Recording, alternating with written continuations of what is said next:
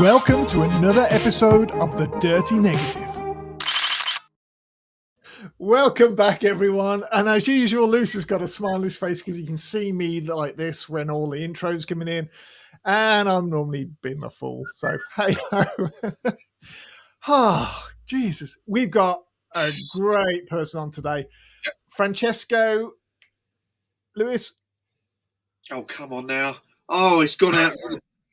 Well, come on then, Terry. You tell me what it is. Oh, no. Carovillano. Yeah. Carovillano. I apologise, Francesco, if you said that wrong, but yeah. I'm sorry. It's Lewis. I didn't even try. I just Carovillano. Carovillano. Yeah. But I think he's psyche. He is like the true artist, and we talk about his psyche a little bit and how he gets into that. I think you're going to love that. But anyway, mate, what have you been up to this week? Quickly, So I got this yesterday, sent through the post. Reminiscence of a golden age. Okay. Sounds about right. Stanley Edward Allen. Okay. And I'm in the book. Oh, wow. I'm actually in the book. And I'm absolutely honoured to be in this because Stanley Allen was probably the most, well, I hope today anyways, one of the most revered falconers in Britain. And I met his granddaughter, who is in her 80s, a couple of years ago. And through all of this, she brought some hoods with her and I said to her, they need to go in. Hold on a minute. Have I explained this before? His granddaughter's in the 80s. Yeah. So Stanley Allen was flying birds a long time. How old is he? Well, he's not here anymore, is he? You know. Oh, so this is a book he's wrote a long time ago. These are his memoirs. I was trying to work out how bloody old he was. No, and this is all stemmed from me doing a demonstration at Raglan Castle in Wales. His granddaughter was there, who is in her mid-80s, Sarah. She's very nice. And anyway, so they came out on an experience. They brought the grandchildren with them, blah, blah, blah. And she brought some hoods that were over 120 years old. And I said to her, they need to go into a museum. They are really quite unique. They got home and they contacted, for those of you outside of Britain, they contacted a BBC programme called The Repair Shop. And they didn't expect to hear anything. And they got a phone call the following day and they made a whole episode out of it. And then it reignited her sort of childhood memories, I suppose, with her grandfather. Now, Stanley Allen was there was literally a handful, like 4 to 5 people. He kept the sport alive in Britain. And, I mean, and she's published his memoirs. And wow. And I'm in the book, and it's a real privilege. So that's been really nice. Yeah. Yeah. Oh, I bet you have to get that, mate. No, it's not. It's just, I'm good, mate. You know, really, it's really nice. Yeah, so you've been good. Really good. Yeah. I am absolutely whacked, mate. I mean, as you said, I even look tired. Thanks very much. Yeah, you look nice. You are getting on a bit, though, aren't you, Sunshine? Yeah, I know. Yeah, well, I haven't shaved in a few days, and it's like, I've been hanging out of military vehicles, doing video work, and trying not to die. Yeah, and it's been really excellent. I tell you, I've been up 80-degree vertical slopes. I've been over mine craters. You name it. I've been mud bloody 10 feet deep sort of stuff. It's just been it's been great. Good. So big boys toys. There we are. Yeah. So hey ho, but you'll never get to see the footage. Tough. Why? Some of it I can't show. Oh right. Okay. That's the end of that then. Yeah. Some of it I can, but yeah. Further, have you got your Italian book out? Have you been practicing any Italiano for our next guest? No, I haven't. And he actually lives in France as well. Oh, yes. So, so I'm doubly stuffed. So I can't speak Italian and I can't speak French. See, now that's where Derek Trotter comes in. May we. All right? Bonjour. Bonjour. Don't be a Wally, Rodney. Anyway, without further ado, let's introduce our next guest.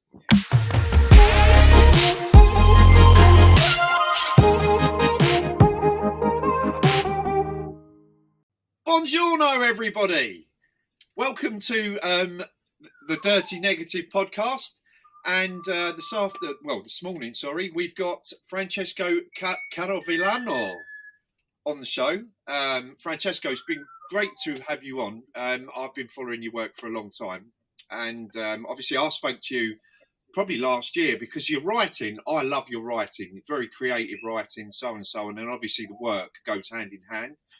So it is a real pleasure to have you on. The other nice thing for Terry is that you're a digital photographer. And because obviously I lean more to the film format, but for me, with your work, it's the whole package. I absolutely love the writing. I love the work that goes with it. They fit and they merge together so well. And this is one of the things we're going to talk about today, especially with what where you are today with your work, and it's very personal, this journey. But thank you for coming on. Oh, thank you very much for inviting me. Yeah, it's a pleasure. It's really good to have you here. Now, your photography journey has evolved over time to get to where it is now as a personal sort of project stuff. Do you just want to tell us a little bit about that? Because I think that's really interesting in how you got there. Yeah, I basically started to work with images when I was 15. Professionally when I was 18, and I started in animation, in computer graphics animation. So I worked for 10 years as a 3D animator for various companies across Europe. And then when I was working in England, very close to the Peak District, I was introduced to photography from a colleague. And I started to spend all my time photographing the Peak District, in my free time. And I was very attracted to the landscape. And I found out that I liked much more to create images of the landscape in nature instead of making images through computer graphics. So I quickly left my career in animation, and I moved into full-time landscape photography. And for the following decade, I worked for national tourism offices as a landscape and travel photographer, and for advertisement campaign and stock agency. And after 10 years, I started to see the limits, in a way, of commercial photography. I was feeling that I really wanted to delve deeper into my creativity. And that's when I decided to restrain for only 2 months every year my commercial work for clients, and spend the rest of the 10 months left every year to personal projects. And that's when I spent a long time working on personal project. And now I have this book on sale, which is a book that I made in a forest very close to where I live here in France, which is called the Forest of Fontainebleau. Cool. So you was obviously in England in the Peak District. Obviously you've then gone back to France. So originally you're Italian. What part of Italy are you from? Yeah, I'm originally Italian. I never thought I'd be living in France. I'm from a part of Italy, a region of Italy called Molise. Nobody knows about it because it's basically between Rome and Naples, but it's on the other coast. So it's very beautiful, but it is overshadowed by Rome and Naples. So it does not attract any attention or any tourist because of this reason. So it's a very small town. And then when you say you're on the other side, is that the Bari side, or I'm just trying to get my it's the Adriatic coast, basically. It's the Adriatic coast. It's not the Tyrrhenian coast. Yes, I love Italy. When you was in England, you must have been devastated with how shit the food is. A little bit, yes. It's devastating. Yeah, but before England, I used to live in Sweden for a few years. So yeah, Jeez. that's so. Is it, I started to get used to it in a way. So what is the Swedish food like? Rubbish. It's rubbish, isn't it? Well, the other problem is that I don't eat fish because I'm allergic of fish. Oh, right. And in Sweden they eat a lot of fish because of their geographical situation. So for me it was even worse in that way. But the food is good. And to be honest, I had a lot of things in England that I liked. But I never really missed Italy, because when I left Italy I was 20, and I really left because I wanted to produce higher quality of work in animation. As at that time I was working as an animator, as I said, and so in Italy the opportunity were not the best at that time. So I wanted to go abroad for that. So the food was not really important for me. So you ended up in France, and Yes. and so you've released this book. So tell us a little bit about the book, and what the book's about. So the book is basically about my discovery of this forest, and also the discovery of myself within the forest.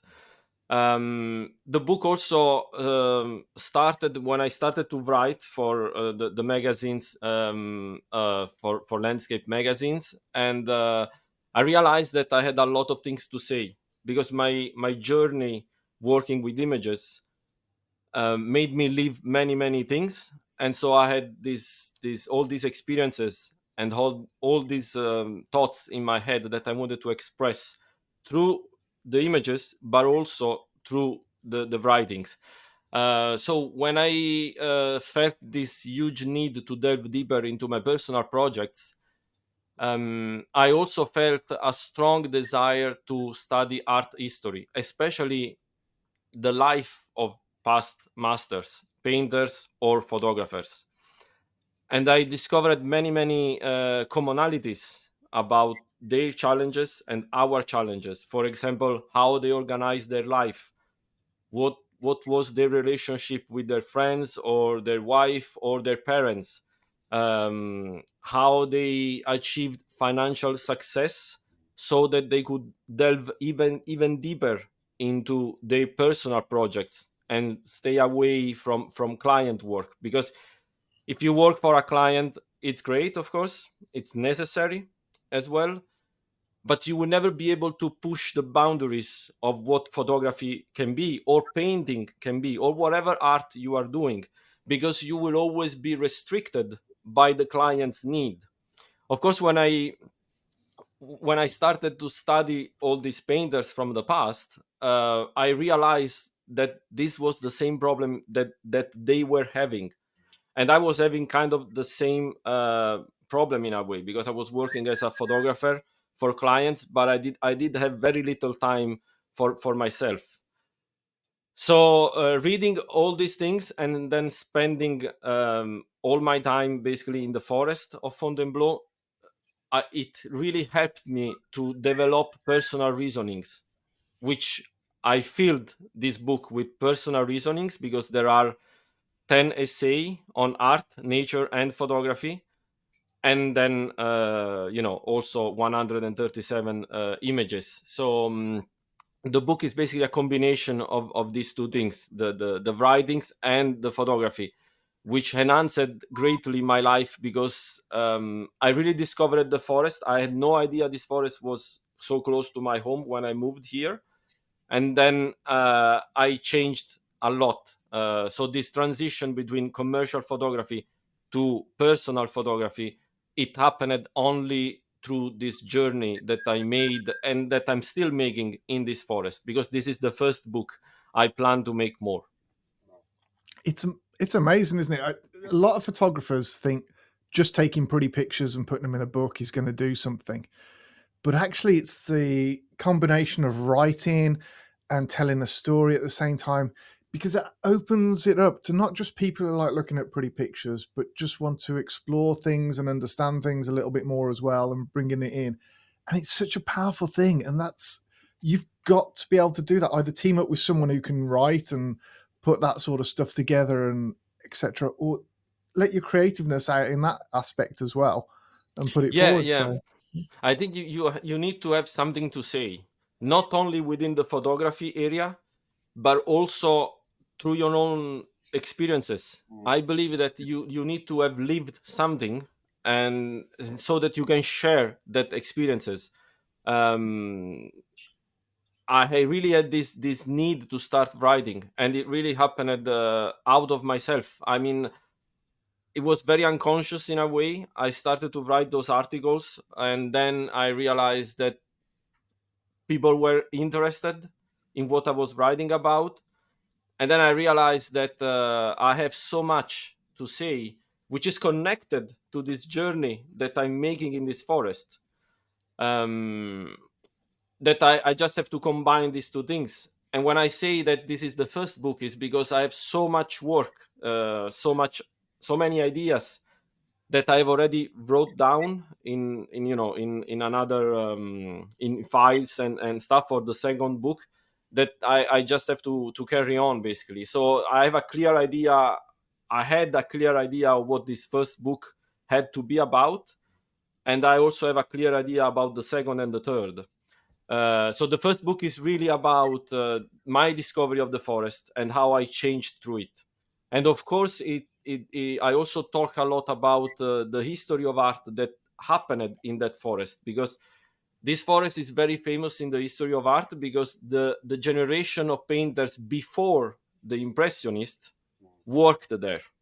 So basically, when Impressionism became very, very popular, so I'm talking about the first 20, the first years of the 21st century.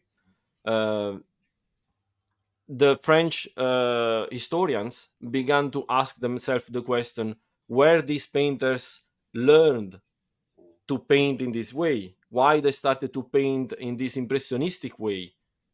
So why they started to put colors directly on the canvas instead of drawing first. So basically, they were putting colors without borders. Usually, you do a border of the drawing with a pencil, and then you put the color. They were not doing that. For example, Van Gogh was putting directly the tube of painting on the canvas without using any brushes. So they started to think, okay, where this comes from for the technique. And then they also asked themselves the philosophical reason why they started to paint the pure landscape with no mythological figures in it, with no biblical figures in it, so only the landscape. Because before, the landscape was only a decor around a mythological figure, a biblical figure. So why they started to do all these things? And they realized that there was this group of painters that lived in this forest, the forest of Fontainebleau, and they started to paint in this way. And when the young impressionists decided that they wanted to paint, they went to see these masters, these painters in this forest, and then they took these changes that they made and they kept working on it. So impressionist then was born in a way. So this is what happened in that forest. The generation before the impressionist is called the school of Barbizon, l'école de Barbizon in French. And it is very relevant now. For example, this year in Paris, at the Musée d'Orsay, the Orsay Museum, they made an exhibition that lasted 6 months about one of the painter of this school of Barbizon, which is called Théodore Rousseau, which was basically the very first one who really started to paint outdoor, so in plein air, outdoor, and only the landscape. So even now, these painters are very, very relevant, because they know now, I mean, they know since 1970s, that they were the first generation the generation before the Impressionist. I'm fascinated by stuff like this, and like, I'm sorry, I was turning around having a look because I've got a book in here based on Monet. So not everybody will not everybody will understand or appreciate maybe what you're talking about. But once you start looking at these artists, like, I'm not a fan of Impressionism myself, but you can it's quite amazing. It is amazing because it makes you think about what you're producing. And I often wonder to myself, is it just getting older? Is it just where we're getting older that we change? We start looking more in depth, because when I was in my 20s, I would have never have thought about any of this. I would have just gone, "Oh, that looks lovely. Now I'm going to take a shot of that," and blah, blah, blah. So I do wonder about that. But whereabouts in France, in relation in France, is the Fontainebleau forest? It's 60 kilometers southeast of Paris, so it's not far at all from Paris. But the forest is as big as Paris metropolitan area. So it's really, really, really big. In fact, through my explorations, I have visited a part of the forest because it's so big. And every time I go back, even if I do the same area of the forest changes all the time. So I know I will never finish. And this is something that fascinates me. So I'm very, very attached to the idea of dedicating my life to a place, to photographing a place, which is exactly what these painters did. So when I started to feel that I wanted to do my own photography more than client work, I really needed a place that I could feel mine in a way. Not because I did not want other photographers to photograph, but a place that I could really, really delve into it and know that I will never finish all the possibility to photograph this place. So this forest is very, very big, and the geography is very varied as well, because it has sand on the ground everywhere. You may not see it at first, because in many areas, of course, you have a lot of trees and a lot of leaves and flowers and stuff. But in other area, it's very empty. So there are, in fact, areas that are called the desert of, and then the name, because it's a desert. You have very few trees, and then you can see the sand. Of course, there is sand. Other areas are filled with boulders, very, very big boulders. In fact, this forest is very famous internationally, not only for the art history that happened there, but also because bouldering, the sport of bouldering, is the mecca of bouldering. Sometimes I meet people from Japan, from the US, from England a lot as well, that go there just to do bouldering. So there is a very varied geography, and I could not be in a better place for my own way of seeing photography, for my own way of how I want to develop my art, basically, because it's a very, very big place. It's very close to where I live. And I just happened to move here because my wife is French. We met in Sweden when we were both working in Sweden. Then we moved together in England when I accepted the job in England. And then she wanted to go back to France, and I wanted to quit animation and just go to a place where nobody knew me and nobody could ask me to spend time with them, to go and see a movie or play football or whatever. I just wanted to isolate myself because my main goal was to become a working photographer. So I needed isolation to create a portfolio that would be able to attract real clients. That happened. 10 years after, I said, okay, now that's done. Now I feel I want to do personal work, and I'm already in a place that nobody really knows me. So I can isolate myself even more in this forest, which is a dream for me. It's absolutely a dream. I just love to spend the whole day there. I drop my kids to school, and then I'm there from 9 in the morning until night. So I spend very, very long days there hiking, and then I go back home when it's night, and I do that the following days. So it's very, very fulfilling, and this is why also studying the life of other artists has been extremely important for me, because I saw that they were doing exactly the same choices. They were doing exactly the same things. So they were not worried about, oh yeah, I need to make so much money, I need to do this, I need to do that. No, it's just isolation. Go there, be constant in what you do. Don't skip.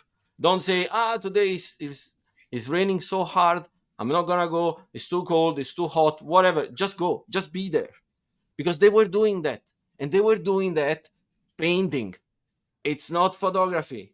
So you see what I mean? It was so much harder. They had to carry so much more weight. They had to be careful about the painting, the tools, the canvas, the tripod, to put the canvas on. For me, it's so easy. It's just a tripod and a bag, and everything is in there. If it rains, it's not a problem. For them it was much more difficult, and they were doing that. They were doing that for years. And Paul Cézanne, for example, he never earned any money before he was 56 years old. So the struggle that they went through. Monet, you mentioned Monet. Monet started to paint in that forest as well. They were all there. They all knew together. They know each other's. I mean, they knew each other's first in Paris, because they joined. Basically, they joined studios of other painters, but they were not painters that they were painting the landscape. They were portrait painters. Sorry. So they joined the studios of other portrait painters to learn a little bit. They didn't really learn much, according to them. And then they met in the forest of Fontainebleau, because the generation before the Impressionists, so they were very young. They were like 15, 20, 25. So they went to meet the actual landscape painters of France, and they were all in this forest. So they all spent years in this forest. And what I'm trying to do with my work and through this book is also to create a continuum between their work and mine. Of course, I'm doing it through my own sensibility and through modern photography. And of course, I'm using all my experience, if I could call it like that, as a photographer or an artisan of images, because that's how I like to see myself. Not really as a photographer, but as an artisan of images. So, I love the psyche of it all, the way that you've thought about what you wanted to do and how you wanted to do it, and you've made it happen. It's really difficult, I think, for anyone to go, I am just going to focus on this and do this. This is what I want to do. I'm going to forget the rest, or I'm going to section that off to the 2 months a year, as you said, for the work side, and then I'm going to concentrate on all my stuff. That's really difficult and brave. I think brave to do, in all fairness. Because, but go on. Sorry. No, I just listening to you go on about it, it's like, oh Jesus, we should all just go and do that. Sorry, that'd be it. But you've really immersed yourself into it. You've studied how people have done it in the past, what they've done to get the results that they needed to get, because it wasn't an overnight result. No. It was accumulation of years and being there. And it's the same thing. We go out and do photographs of landscapes and this, that, and the other, and it's very rare you get the shot straight away. You've got to go to that place again and again and again, check the light. And that's one thing I notice with your photographs when I look at them. The light is magnificent. That scene just sings to you because it's just so much in it. But they're all the same because you've spent the time crafting it, not just going, oh, there's a picture, thanks, move on. And I know, because you use digital, and obviously Lewis would be going, oh, I've got all my stuff to lug around and I'm going to create this and I'm only going to take a few frames as such. But that's pretty much what you're doing with the digital, because you're going there so often and you're only showing a very small proportion of what you take I would imagine, because it's perfect, and you've spent the time crafting it. And the passion oozes. The passion is oozing out of you, and that. By the way, people watching, this is what you need if you really need to get somewhere. You need that drive, determination, passion, and unfortunately, the word research is very important as well, because the people that you're researching are hugely influencing the work you're producing today, and they were around a long time ago, and I think we live in a world today. The only problem I have sometimes is that we live in such a fast-paced world that you forget. No one really looks at what's gone on in the past, and it's not that long ago. Do you know what I mean? It is not that long ago. I'm still yeah. Here we are. I was looking for it, and it's there. You know, it's not. Those painters that worked in this forest, they worked in this forest between 1830s and 1875. That's when the Impressionists took over, basically, and then they moved in the north of France, so Normandy, Le Havre, the north of Paris, Argenteuil, all the other places. But before, they were all in this forest.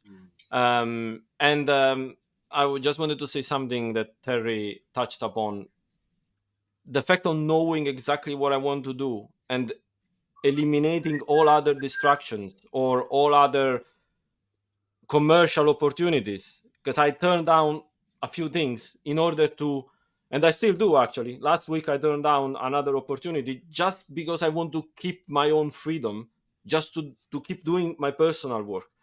So that happened also because when I was working, when I started to work as a commercial photographer for tourism offices, mostly tourism offices and stuff, I did that extremely intensely, to the point that I was living in a camper van for 8 months out of the year. So every year, 8 months on the road, minimum 8 months, sometimes even 9 or 10. And I started to do that with my wife, because when she moved in France, she was a teacher and she could take half of the year off her work to follow me. So we started to travel together. And then with our first kid, and then the second one, when they are little, the kids, they just follow you because there is no school. So we basically did this for 10 years.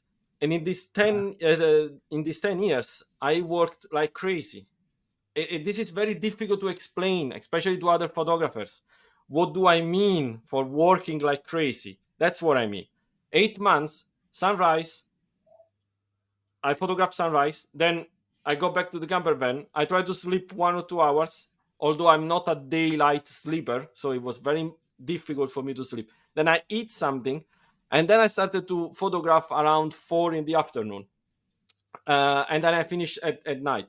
And then the next day again, and again, and again, and again, for 8 months, non-stop. Because with a camper van, I moved every day. I changed place almost every day, and I had a plan. The plan was given me by the clients, but also I gave my own plan to myself. So I added upon what the clients wanted. So if they were saying to me, we need to photograph this area of Spain, I would say, yeah, I'll do that, but I will photograph also these other little villages, all these other landscapes or agricultural area that you did not mention. But maybe one day you will want to buy an image of that. So I built up an archive of 20,000 images, and they just pick. This is outside the archive that I have for the stock agency. Yeah. So that's another archive, which I, of course, built at the same time. So the images that the tourism offices don't want at all, because now I can make the difference between what they really want or what they may want in the future. I just give it to the stock agency. So basically, I worked like crazy for 8 months on the road. And then when I go back home, I have to edit those images. So what can I do?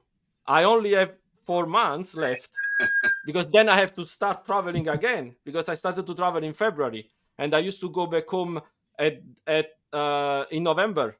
So I had November, December, January. But in February, I have to go on the road because the weather is getting better, especially in Southern Europe, Spain, Southern Italy, Portugal, Greece. the weather is already great there, not many tourists, perfect for photography. So I have to be on the road. So I woke up at 5 o'clock in the morning, also when I was at home, to edit the whole day. And then I was able in February to jump back on the camper van and travel. But before I went back on the camper van, I had to have a plan. So I used to spend about 15 days before traveling to plan everything. So I need to know what I photograph at sunrise, what I photograph at sunset, where I park the camper van, which is a 7-meter camper van. So it's very big. You need the parking space. Where do I recharge the water? Where do I recharge the electricity? Because I have to save the images from the SD card to the computer and the memory. So all these things. So you plan, and then when you are there, you have to be able to let all this planning go so that you can make images that are different from the one that already exist, because you are photographing very iconic places in a way, because that's what travel photography is, and that is what the client really wanted. So all this.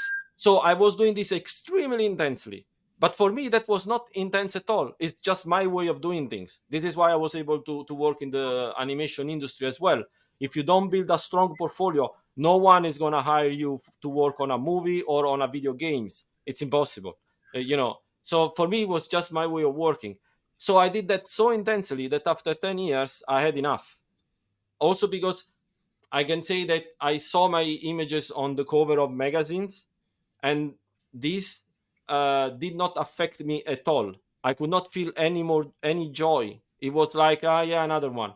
While 10 years before, I was super happy. I mean, to see my images on the cover of National Geographic, on Lonely Planet, the guidebooks, it was everything for me, because that was my work. Was mostly travel photography, and that's what the best you can achieve in travel photography in a way. But then after many years, it was like, yeah, another one. I don't even update my website anymore, because I don't care. I've done that. And no, but really, but because then you understand that there are some key parameters that you need to respect.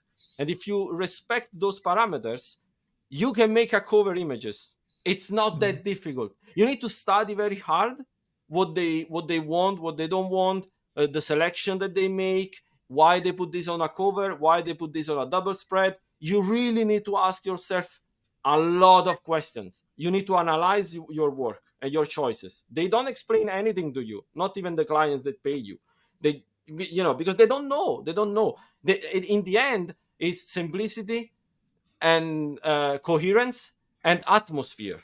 But you also need to understand that there are spaces, empty spaces, that needs to be right there for them to put the text. So many times I happen to be photographing and thinking, okay, so I need to leave this space here because they will probably put a text here, and then here as well in the bottom, and they will do that. So when you see what you were thinking, and then they will actually buy that image and do exactly what you thought, it's great. But after many years, it starts to get so boring, because you cracked the code in a way. So what's next? And that's when I realized, okay, now I really need to go in another phase and do my own photography, far away from client work, which I'm glad you talked about your commercial work, because your commercial work is stunning as well. I just didn't want to cover that because I was like, nah, can't pick it up too much. But it is, you've really crafted it, and you've just, if everyone goes and looks at it, you've just told them you've got to put the bloody effort in to get the results. It doesn't happen overnight.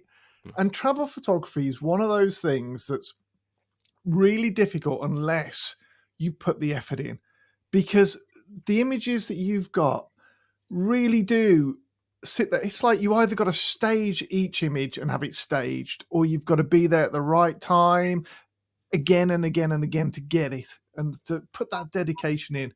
You've decided, I'm going to do the mornings, I'm going to do the evenings when the sun's setting, and we've got the light perfect, and we're going to do other stuff during the day. And that really counts. People, I think, get a misconception about photography, that they think all photographers, it's just easy, you just press the button and do it. There's a lot of planning that goes into it, and to really be at the top of your game, You have got to put the effort in, no matter what it is. You've got to do it and do the time. Yes, later on in life, you can slack off a little bit if you want to, because you've got the reputation there of doing it. What happens is pretty much like you, really. You can lose love of it because it's just become you've lost the challenge in doing that. You want to move on with your life and you want to have a different outlook on it. And I think you've transitioned to your personal projects perfectly, really, but you've still took that same mentality of working again and gone, right, we're going to do it all again, but it's for me. And it's just, and the other thing that I like to do with myself is to give myself a lot of time. Like when I started with travel photography, I said I need at least 4 years before I make any money. It happened early, but for the first 2 years I didn't make any money. I was just making my own portfolio work, basically. When I started the personal project, of course I had no intention at all to make money. I was already financially stable thanks to the 2 months I devote to my client work.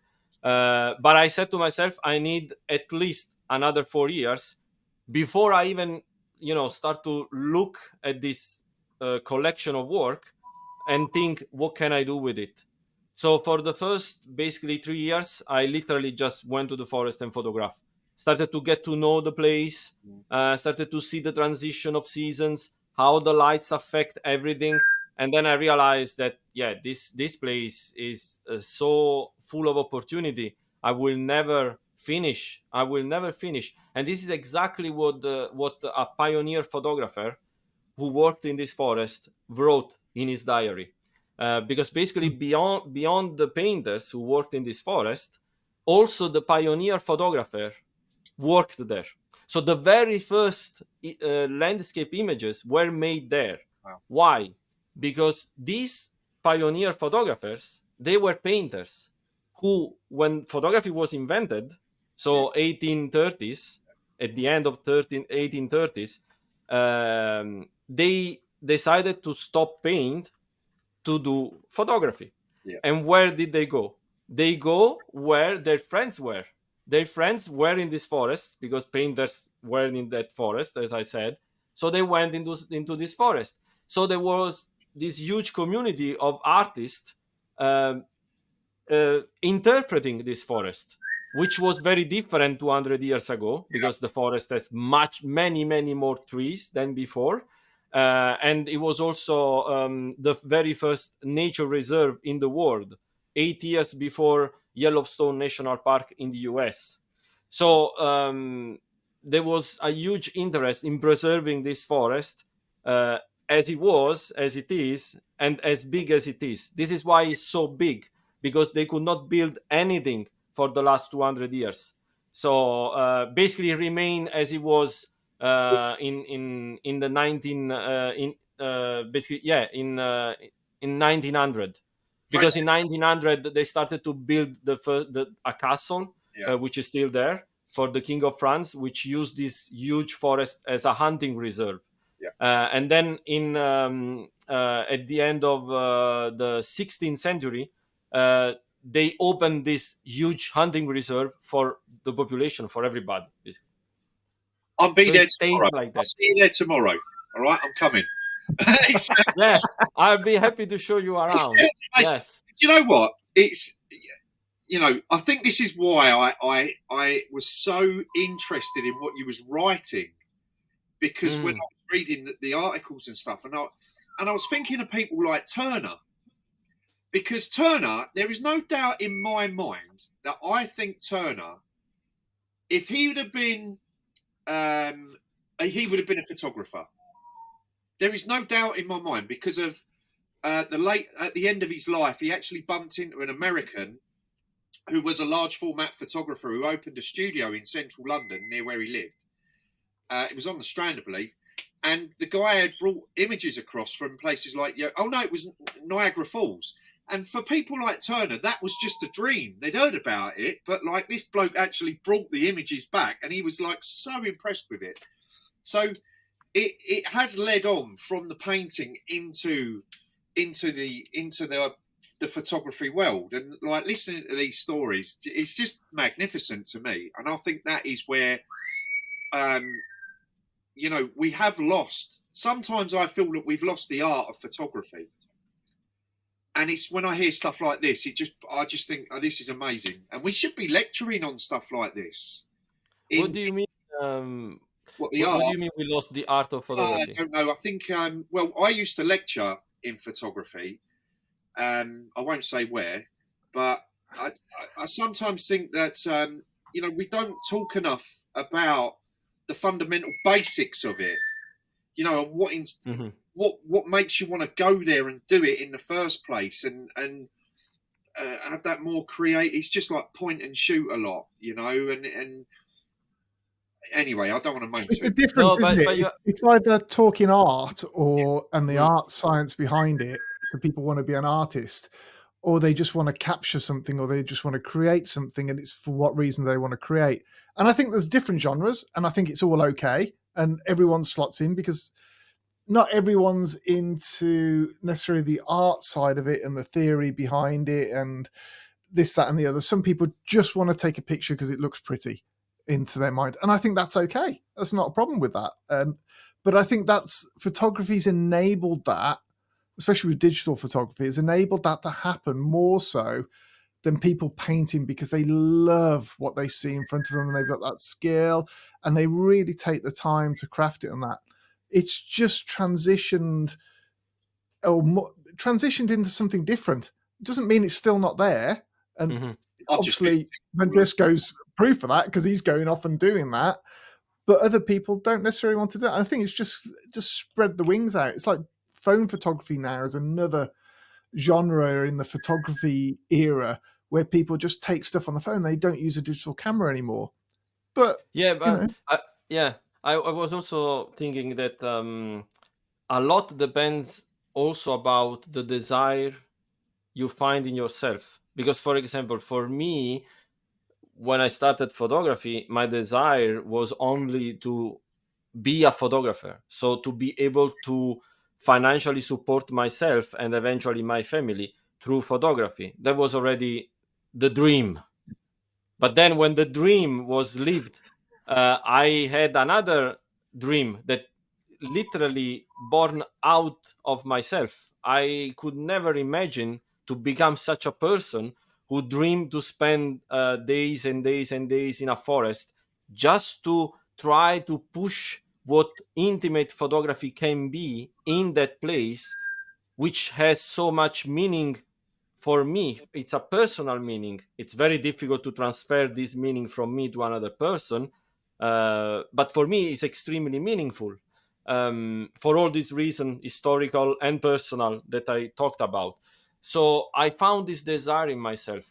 And sometimes, I mean, we can never know what kind of desire we will find in ourselves at a certain point in our life. Of course, there is a timeline, and you can see the evolution. And someone might have forecast this personal desire in me, because I always worked for clients. Maybe one day you will decide, oh, now I want to do my own things with no supervision. You know, because when I was working in animation, you have a lot of supervision, you know, above yourself. So, but I was never sure. Even when I started, I wasn't sure how much this thing would have lasted. And now I know that I will never be able to live anywhere else, although I lived in 5 countries in my life and traveled a lot through, thanks to travel photography, you know. So it's also the kind of desire. For me, is also a way to try to push what landscape photography can be. And this is exactly the desire, the goal that these painters had. They wanted to push the concept of painting, landscape painting, and show to the world that this can be a landscape painting, and it can be as important as an historical painting or a portrait painting, which is the same desire that had the pioneer photographers that worked in the forest of Fontainebleau, because they basically tried for many years to make sure that photography entered the realm of art, not only that of industry, commerce, or science. So it's this desire to do what you want to do because you like it so much. You could not do it. You will be living the life of someone else. But it's also because you are trying to push the conception of your domain in a way. And to me, photographing this forest, which is very difficult to photograph because it's very chaotic, there are no iconic view, there is no panorama already made. You need to get in and stay in, and it's very, very difficult.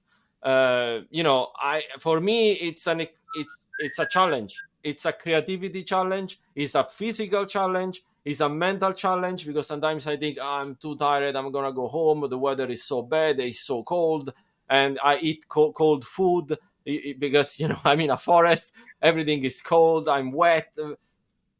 I know that the sun is not night, so no, I have to stay there. And that's when sometimes I find beautiful things to photograph because I'm like, I gave up to all the comfort or whatever. I know I have to stay there. The comfort will come later. So it's also the fact that I precisely design my life around the fact that I want to spend so much time in this forest. I want to create these personal projects and to push what my conception of photography can be. So push my understanding of landscape photography. This is. I hope this has give everyone thought in terms of how they see their photography and what they do with it, especially if they're just starting in this world or they're working in it and they're wondering how they can take this forward. Because actually, I think you've given a lot of great advice there for people to take that to that next level. Obviously, I think it's not easy for everyone to build up that buffer reserve that they can go off and do that, because that's a big gamble to do it. But I think you've got to have that passion to do it. So it's been an absolute pleasure to. But I think the highest the gamble, the highest is the winning price, if I could say, like the gain. Because if you make the easiest choices, then you'll never know how impossible it can be, because you will never truly try.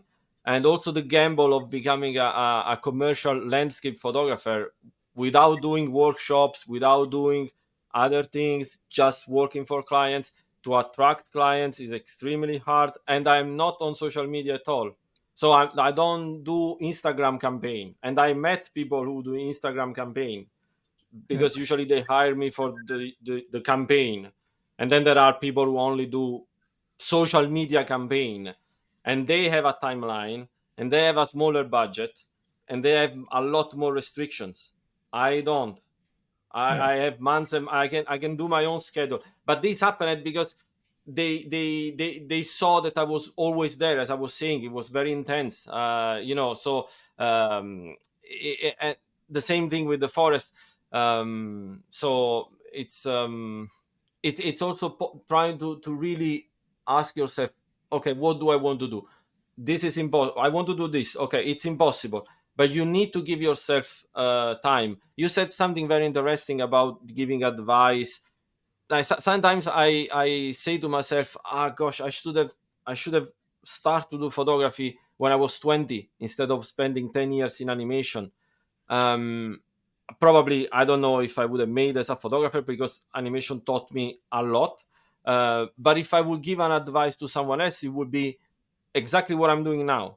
So give yourself 4 years of your life and spend those 4 years to do a personal project. A project. It can be also a commercial project, something that then you try to attract specific clients, but you need to give yourself 4 years, because you need to become a different person, literally, in the sense that in order to create something different, you need to become a different person so that you will be able to create something so different that people will realize, okay, so this is different. We don't know how he achieved this. We cannot even write his name because he's a foreigner or whatever. And then you see all these barriers that we put around ourselves. Oh, he's foreigners, he's not from this country or whatever. They fall immediately. because they just see something that it's what they want, basically. And yeah. Brilliant. Look, we've got a tradition on this podcast, which I might have neglected to tell you about earlier. And we ask some quick fire questions, which have got nothing to do with photography. Okay. It's just to understand a little bit about you. So I'm going to go first. Cats or dogs? Which do you prefer? Cats. Oh, man. Too many cats on this podcast. Must be a thing. So we're tallying these up. Go on, Lewis, you do one. But the dog, you need to take him around, so less time in the forest. I can understand that from your point of view. It's like, yeah, I totally get it. Being Italian, football or rugby? Football, come on. What do you mean? No. Yeah, I know the French will kill me. A lot of people love rugby, so. But no, for me, it's football. What's your football team then? Juventus. Very good. What's your favourite film? Lawrence of Arabia. Oh, wow. Nice. The cinematography is amazing. I love cinematography. I think you can learn so much from it. Yeah. And Lawrence of Arabia is an impressive work, which is amazing in storytelling wise, because basically this guy is discovering himself. The more he does, the more he discovers that, a bit like what I've been saying, he is very into this I don't know how to say this, into this search to help those people and to make deal and to find a way to make peace and to also become more important in that realm.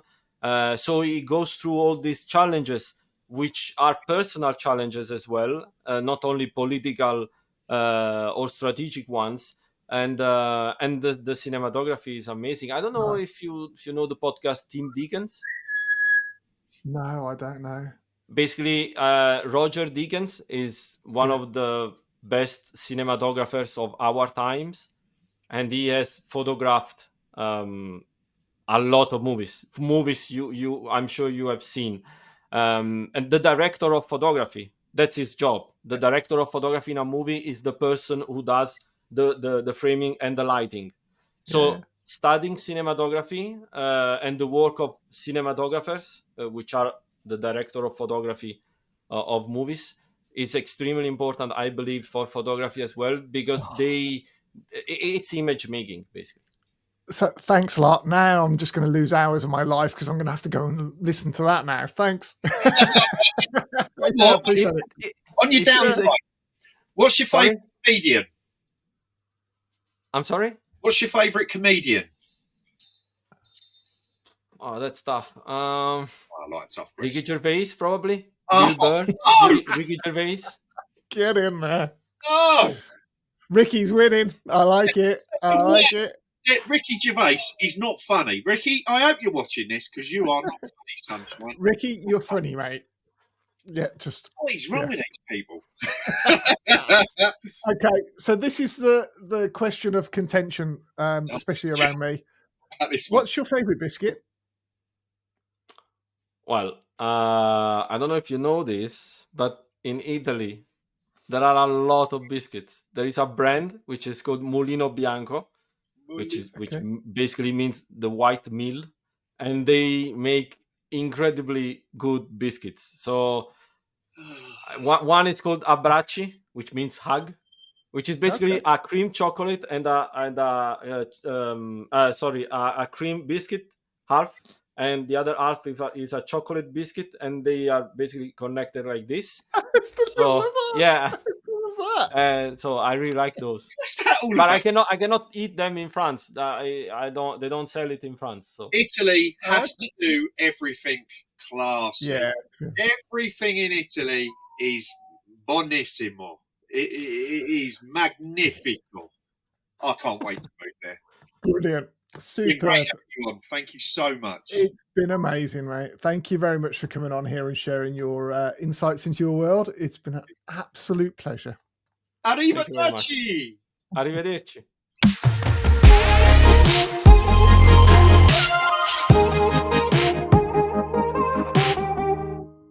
Well, there you go. Oh, man, that's made my brain hurt because now I'm like... May we? Stop with your trotter. But that's made my brain hurt because now I'm like, he's done what a lot of people wanted to do and he's had the balls to do it. And he's gone and go, right, I'm just going to do my own stuff. Sod the rest of you. And he's had 2 children. I mean, like... that.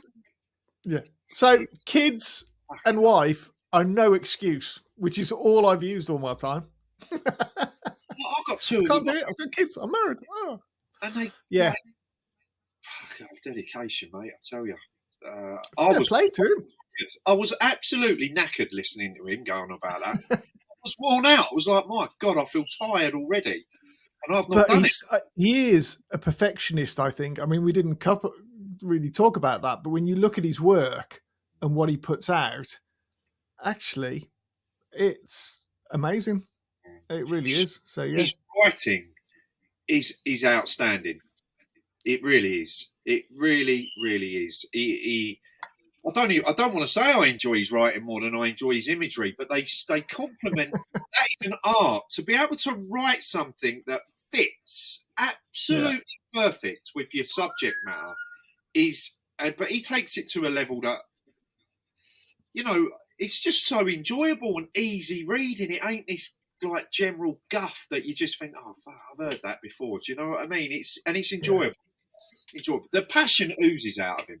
I love it. Yeah. Nice. I bet he there we go, mate. I didn't notice he weren't wearing an Italian bit of kit, was he? He was. Look at you in your fancy Italian. See, you just came prepared for today, didn't you? I was really impressed, actually, mate. Oh, you know, you've got to use your black top.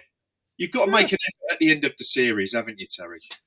Well, there is that, yes. And for everyone out there, that's our 6th episode, and we're classing 6 as the end of the first series because, yeah, we want to get it out there and push it all out and see how it goes and see how much you guys do or do not enjoy it or where we go. So, yeah, any comments would be amazing. It would be, you know, drop back. Feedback's good, whether it's good or bad in that respect, because we got to know what you like and what you don't, really. And if it's me, that's great because, yeah, Lewis, you're on your own, mate. If it's the parrot, please let me know. All right? No, the parrot's ace, mate. Where else can I mean, I was whistling to it earlier and it was responding back while you weren't there. It was brilliant. A good advert for McDonald's. He was doing McDonald's theme tune earlier. Yeah. Anyway. But no, it's been amazing, Terry, hasn't it? It has been quite astonishing, the people we've met. Yeah, that's the thing, I think, is the variety, but there's been some common themes in it as well. Project-based is really there, which we sort of spoke about before, that I find difficult to do because I do it for a living, so I don't really want to do it outside of that. But the project-based, the dedication, everything, there is some good common themes into it. The good thing that I've taken out of the last few is that, you know, you don't have to be a film photographer. You can do digital. I was just about to get to that. And I was just saying, it's been a nice blend of film and digital, because at the start of it, we had, Paul is digital, isn't he, as well as film? Yeah, but film world, and then we've sort of petered out on the, not petered out, what to use. We've exploded at the end into the digital, you know, the digital part of the industry and photography. So yeah, it's been great. I've thoroughly enjoyed it. Yeah. That's been really, really good. So we've had some good little bits into there. I don't think we got round to doing so many segments that we were going to do because we spent so long talking to the people and enjoying those conversations. We didn't want to turn it into a 2-hour bloody podcast. So I think that's something we learned along the way, and we learned very quickly. is that actually the conversation is far more enjoyable than just us bantering. Yeah. So hope you all love that. And we've already got some people lined up for Series 2. Yeah, and we got that being recorded very soon. So yeah. Any ideas? Subscribe. Please throw them out there. We will try out, you know. Please chuck some names out there, or, you know, if you fancy coming on, let us know. But it has been great, and I hope you all enjoyed it. Terry, thanks for putting up with me. Mate, I think it's the other way around, to be fair. I think you've been putting up with me. It's we got a little ticker at the bottom there. Go and visit the dirtynegative.co.uk and submit any questions or anything else that you want. See what other episodes are available, etc. And when we go in, we'll put the launch up there as well. We'll see you in the next season. Yeah. Have a great one, everyone. Ciao for now. I can't find the thing. Right. There we go. You got to put that in. Bye.